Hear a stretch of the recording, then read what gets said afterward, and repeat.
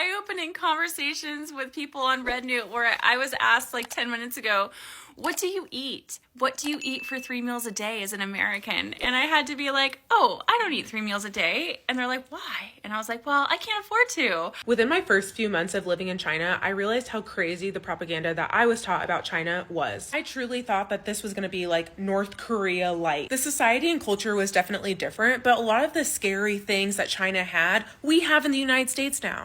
So I downloaded Rednote, and I am no longer convinced that we are living in a first world country. Seeing the everyday lives of Chinese people, like obviously certain Chinese people, I'm not saying everybody's lives, but it's just like insanely eye-opening. Americans are losing their mind over the fact that China is nothing like they expected it to be. Wait till you guys find out about Russia and the Middle East. Y'all ain't ready. I just can't wait. Hey besties, welcome back to the channel. Today, we're diving into a fascinating topic that will leave you speechless. We're talking about how many Americans are absolutely shocked by the lifestyle in China and just how advanced it really is. Get comfy because we're unpacking the whole story, from technology to everyday life. This is a ride you don't want to miss. Alright, let's start by addressing the elephant in the room. When most Americans think of China, they might picture crowded cities, factories, or even the Great Wall. But let's be real, a lot of those perceptions are outdated or flat out wrong. What we're going to show you today will completely challenge those stereotypes. Think of cities like Shanghai, Shenzhen, and Beijing. These aren't just places with tall buildings. These cities are buzzing with innovation and have infrastructures that put even some of the most iconic American cities to shame. Ready to dig in? Let's go. I'm just having eye-opening conversations with people on Rednote where I was asked like 10 minutes ago, what do you eat? What do you eat for 3 meals a day as an American? And I had to be like, oh, I don't eat 3 meals a day. And they're like, why? And I was like, well, I can't afford to. I'm single and I work 3 jobs just to maintain ownership of the crappy house that I'm in now. So what I do is I wake up in the morning and I drink a cup of coffee and I take my medication that helps me not want to unalive myself during the day. And that also takes away my appetite. It gives it back for a brief moment, but between the depression and the medication, I usually don't want to eat. So it's okay. It's okay that I can't afford to eat because I don't want to most of the time anyway. And then for dinner, it's anyone's game. I take free stuff wherever I can. But most of the time I just try to like get something going in the slow cooker, like a roast and potatoes or carrots, something that will give me the bare minimum of protein and carbs to keep going. And they didn't know what to do with that. And then I was asked, is it true that you have to pay for ambulances over there? Like if you have a heart attack or something, like you have to pay to like be taken to the hospital in an ambulance. And that was an eye-opening conversation because I'm sitting here and it's the 7th year after the last time I was taken anywhere by ambulance, and I never paid that bill because it was for 11 miles and it was $19,000 7 years ago. And I never paid that, so I sort of had an internal celebration when it fell off my credit report, which they don't have in China.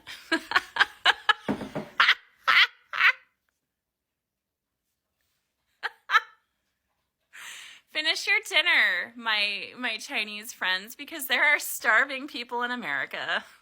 Okay, I need to know if any other Chinese people feel the same way as I do about how I'm finding it a bit weird with all the Americans flooding Xiaohongshu recently.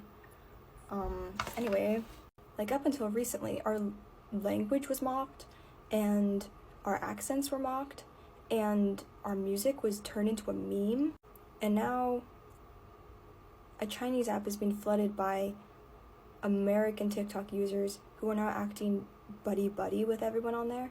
I think it just weirds me out because if it wasn't for the potential TikTok ban, so many of these people would not discover that China is just a normal country. I don't know why it's taken so long for people to realize that China is like every other country out there. Like, do you think we're swinging from trees? Wow, I didn't know China had such big cities. I didn't know China was so diverse. Have you seen how big China is? Do you know how many dialects we have? China is a massive country and incredibly diverse. It is beautiful. So the fact that it took something being taken away from you to educate yourself on that, like, that rubs me the wrong way. If TikTok wasn't going to be possibly banned, so many people wouldn't figure that out. Wow, Chinese people are actually nice. Wow, they're actually so sweet on this app. Because we have manners, unlike so many Americans, I think it just really rubs me the wrong way that after being mocked for so long on this app, now, because it benefits you, you're coming to the realization that Chinese people are humans. Xenophobia is extremely ingrained in American culture. I can't tell you the amount of times I was out with a person or went on a date with a person and they were like, okay, so what's your ethnicity? Are you Korean? Are you Japanese? And I say, no, I'm Chinese. And the reaction is almost always, oh. And one guy told me I'm pretty for a Chinese girl. You're kind of attractive for a Chinese person. Like, what? Like, my jaw dropped. And people love to see certain things, like certain nail styles and certain makeup styles, and to call it Korean when it's Chinese, to see our culture displayed, and to call it Japanese. No, it's safe to say that America hates China. Oh yeah, China's terrible, so be scared of China, not your own country. Oh yeah, in China they could kill you. Well, at least in China, children don't have to wear bulletproof backpacks. Listen, I'm American too, but China is still my country as well. And those are my people, and I would hate for them to be taken advantage of. And they are so kind to let us into their safe space. And now I'm seeing posts that are like skibbity or like really stupid memes. I don't even want to talk about the comments I've seen on Chinese men's posts. Yeah, can we not comment "rail me daddy," please? And the sad part is, they don't know what that means. So it just feels like another way people are taking advantage of them. Stop infantilizing us too. Oh my god, your English is so cute. Oh my god, they're so cute on that app. What is with people loving to infantilize Asian people? I don't get it. Anyways, I will be taking down this video if it reaches the wrong audience. So yeah, that's just my 2 cents. Within my first few months of living in China, I realized how crazy the propaganda that I was taught about China was. I truly thought that this was going to be like North Korea light. The society and culture was definitely different, but a lot of the scary things that China had, we have in the United States now. There are cameras literally everywhere in China. This is the street I lived on, and if I remember correctly, there's a camera like right there. There's a lot of fear mongering around facial recognition and the government like tapping into your phone calls to listen. All of that stuff is true, but all of it also exists in the United States in some way. But when we do it, it's fine. They cannot access certain books that would make them, turn against the country. We now have the same thing in the United States. This book is banned. This book is banned. Surely this is banned. This is probably banned as well. I know that Bridge to Terabithia is also banned. As Americans, I don't think we can ever comprehend how safe China is. I had to walk up a hill to get to my apartment, and one time I was coming home from some trip and a taxi dropped me off at the bottom of the hill, so I had to walk all the way up it alone at 3 a.m. It was safe for me to do that at 3 a.m. with a bunch of luggage. There's some people wandering around smoking like it wasn't a big deal. I was safe, and I don't think that we truly comprehend what it's like to be in an environment where you're not constantly looking for exits, worrying about your surroundings constantly. And in China, the worst thing that could happen to me is I get robbed. In America, the worst thing that can happen to me is I'm unalive. Not having that mental load is great, and my students would always ask me if I'd ever been a part of a mass because they know that that happens a lot here. Also, in China, they actually treat children like humans. Their culture, their children are their retirement plan. Children are so protected and prioritized. You were on a bus sitting in a seat. If a child came on the bus and there are no other seats for them to sit in, you are supposed to give up your seat seat to the child. I have seen elderly people give up their seat for a child. I'm not talking like a little baby. I'm talking about like 9-year-olds. It's very different, and I don't think parents are as anxious about their child getting home safely in general because they call it like an honor shame society. When someone in your community gets hurt, no matter who it is, it's shameful on the whole community. If something was to happen to me, the community would feel really bad and embarrassed. My students, it was their first time living away from home, and they cared about each other's well-being so much. Like, it was very cute. There are downsides. Like, this can create a very overprotected society. They're very like risk averse. It's just so nice knowing I can walk around a city and not be worried about getting punched in the face like what's happening in New York City right now. Foreign teachers definitely have different privileges, but I just found myself really impressed with the culture. Overall, the average middle class life in China is a lot better than here in the United States. I know you hate to hear it, but it's true. And just like every country, there's poverty, exploitation, like there's other things that are really bad that are happening in China, but none of them are unique to China. As Americans are like, communist China is so bad, so scary. Chinese people are like, at least I can send my kid to school without worrying about them getting... Okay, here's the first thing that shocks a lot of Americans: China's technology. You've probably heard about 5G, but did you know that China is leading the world in its rollout? The speed and connectivity here are insane. While we're struggling to find stable Wi-Fi in some American cities, in China, you can download a full HD movie in seconds. Then, there's the concept of smart cities. Places like Shenzhen are using AI and IoT, Internet of Things, to create cities that are efficient, sustainable, and high-tech. From facial recognition payment systems to AI-driven traffic lights, it feels like stepping into the future. Let's not forget about the everyday gadgets. Have you seen how popular drones are in China? DJI, one of the world's leading drone companies, is based in Shenzhen. From agriculture to filmmaking, drones are integrated into daily life in ways that most Americans can only imagine. I can't stop crying about the public toilets in China. I can't. Every time I go on that app, I cry, because it's not that our money is being so heavily invested in war that we can't eat and house ourselves.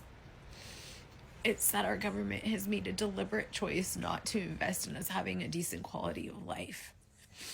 Like having people have to defecate on the streets and then everyone getting mad about it and then blaming the unhoused people for it because we chose to not invest in people. And then also we can't do something as basic and simple as having public toilets. And by the way, these aren't just like stalls of toilets like what we would imagine being here. This is like touchscreen toilet displays showing which is full and empty. Like imagine like the most advanced parking garage in Vegas, but better, with like air controls inside of them. And like we would have the attitude that unhoused people don't deserve that here. We would. I can already hear it. Like they don't need that. And that's the thing I'm realizing. Our government's just been like, they don't need those things. They don't need that. Yeah, we could make a car that's like 20 years further in advancements than the cars here are with the touch screens and all that. But you know what? We would rather develop a weapon that can tear somebody into shreds a lot more efficiently. It's disgusting. One of the most impactful things to me about joining Rednote is to see how many women in China were shocked to learn that women in America fear walking alone at night. Fear walking alone at all, but mostly walking even in groups at night. Because it is so much safer in every city in China than anywhere in America. Women don't fear walking by themselves anywhere. They don't fear walking in the parking deck to get to their car or their bicycle. They don't walk in fear of men because it is safer in that country, because people take care of each other and the government, the police actually do things for their citizens. That was the most impactful thing I think so far, is learning that and seeing that how shocked women in China are about learning that about women in America. It is insane. Here's another jaw-dropper. China is basically a cashless society. Mobile payment systems like WeChat Pay and Alipay dominate the scene. Imagine walking into a store, grabbing what you need, and paying with just a quick phone scan. No credit cards, no cash, no hassle. This isn't just for big cities either. Even street vendors and tiny businesses accept mobile payments. For Americans visiting China, it's like culture shock. While some of us are still writing checks or carrying around cash, China's already living in the future of finance. Now let's talk transportation. China's high-speed rail system is nothing short of incredible. It's the largest and most advanced in the world. Imagine traveling over 300 kilometers per hour and still feeling like you're gliding. That's the reality in China. Compare that to Amtrak in the US. Yeah, no contest. High-speed trains connect major cities seamlessly, making travel fast, convenient, and affordable. And it's not just trains. Cities like Beijing have massive subway systems that are modern, clean, and efficient. Even bike sharing is next level with GPS-enabled bikes that you can unlock with a smartphone app. There's a video of this girl crying about how she realized from Rednote that Chinese people don't have to struggle just to live. Like, they work a regular one job in order to fund their lives. They don't have to pay so much for groceries. They have free healthcare. And yeah, they could afford to live. And the bottom line is that this is the reason why it's a struggle for us in the States is racism. Like, there's no other way to put it. I'm not going to talk on that aspect. I know, like, as a Black person, clearly I'm Black. I know these aspects, but I'm not going to talk about that because I can't source stuff, and I don't know everything about the reasons why, or the resources that we had in the past that we don't have now because of racist policies. What I will talk about is because I lived in China, and I lived there for 7 years, and, like, honestly, it was a lot. I made a lot less living in China, but the salary that I made was able for me to live by myself. I had my own apartment. Yes, I would go grocery shopping, but I would do a mix. I would go to, like, a local wet market and, pay like what, 3 RMB, that's like 50 cents for a lot of groceries. Or if I wanted to be a little bit extra fancier, I could order groceries from foreign focused stores, or I used to order like meat, as a treat to the stuff, or go out to eat at like restaurants. And I don't know if it's just because of the policies or whatever, but it just feels like, although there are like wealth descriptions, you walk in Shanghai and you see people driving Lamborghinis and women with like Birkin bags, not Workins, like actual real Birkin bags and all that stuff. But you don't see people you don't see like a lot of homeless people, or you don't see a lot of people that are like struggling. Like, everyone has enough, and there's always opportunities for more. And not in the way of more like greed more, but like, for example, people would come in from because Shanghai is what you would consider a tier 1 city. You'd have people that come in from like tier 2, tier 3, tier 4 cities, and maybe they don't have money, but they know that they could like save up and then eventually get something better. I remember, I'm ranting again, but I remember I was eating at a restaurant. It's like very similar to Panera Bread. It's called Waga's. If you live in Shanghai, you know about Waga's. Waga's was the best. But I remember this guy coming in with he literally came off the train. Again, the train system is amazing in Shanghai. You get anywhere within like 6 to 10 hours all over China. He came in from the train station with his luggage to go apply for a job at Waga's. And they're like, and I was over eavesdropping on their thing. They're like, yeah, okay, yeah, you did this. Where are you from? Blah, blah, blah. All right, yeah, you could start next week. We need workers. Da, da, da. So he got a job. He already came in, and he's setting his life up in order to be good.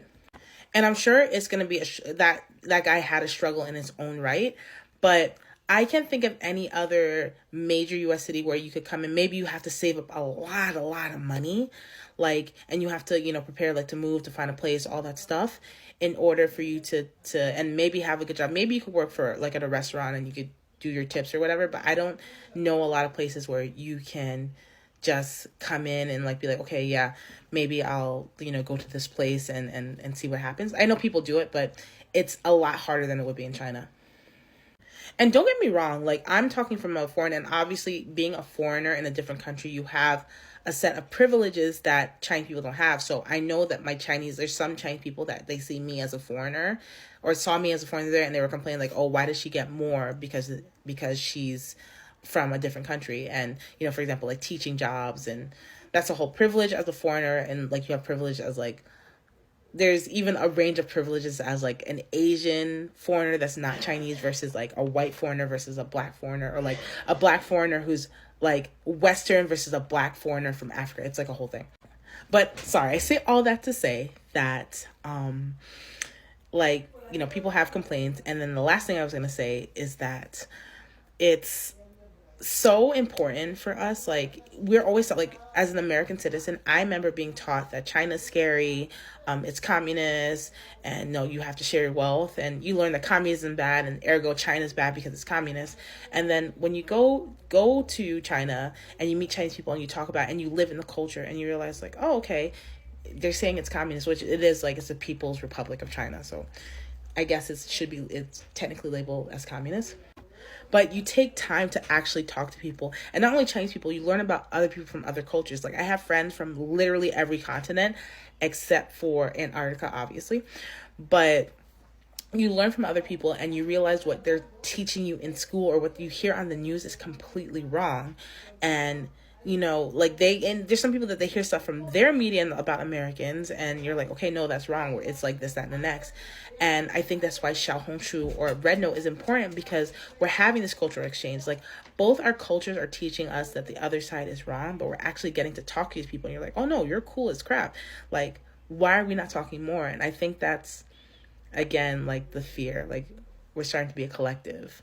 We're starting to talk to people that are not from America. We're starting to learn the broad spectrum of culture instead of what is being hand-fed to us or from our governments and from our media. Long rant, but what do you guys think? Here's something else that surprises Americans: China's commitment to going green. Despite its reputation for pollution, China is leading the world in renewable energy. It's the largest producer of solar panels and wind turbines, and it's investing heavily in electric vehicles. Speaking of EVs, companies like BYD and NIO are revolutionizing the auto industry. Electric buses, taxis, and personal vehicles are becoming the norm. Some cities even have electric garbage trucks. How cool is that? Finally, let's zoom in on the everyday lifestyle. From high-tech homes with voice-activated everything to futuristic malls with robot servers, daily life in China can feel like a sci-fi movie. And don't get me started on food delivery. Apps like Meituan and ELE bring gourmet meals straight to your door in record time. It's not just about speed, it's about convenience and quality. Plus, the sense of community is strong.